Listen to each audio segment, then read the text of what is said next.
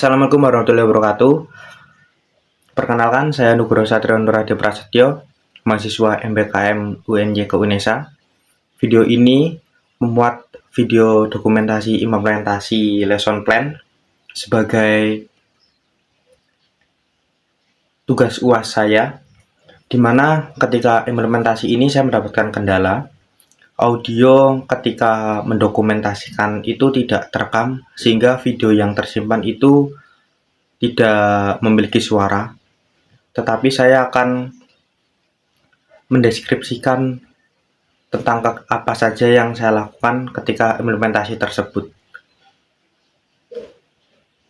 Di implementasi lesson plan ini saya juga mendapatkan perubahan, di mana yang seharusnya dari modul ajar itu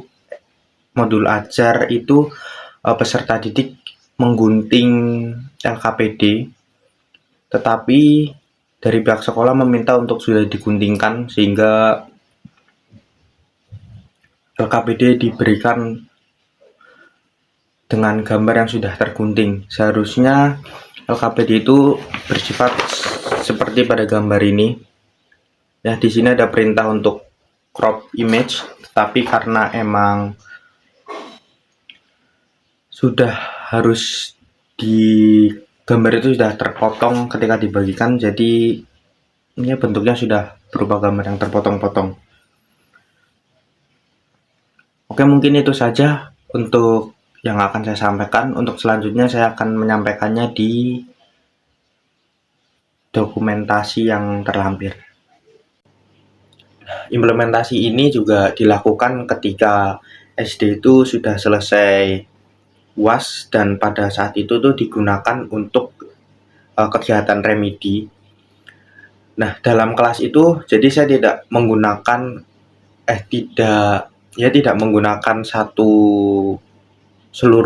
total seluruh anak dalam kelas, tapi yang saya gunakan itu hanya beberapa, dikarenakan di kelas tersebut juga sebagian anak ada yang melakukan remedi ulang untuk memperbaiki nilai, jadi hanya beberapa anak yang saya gunakan.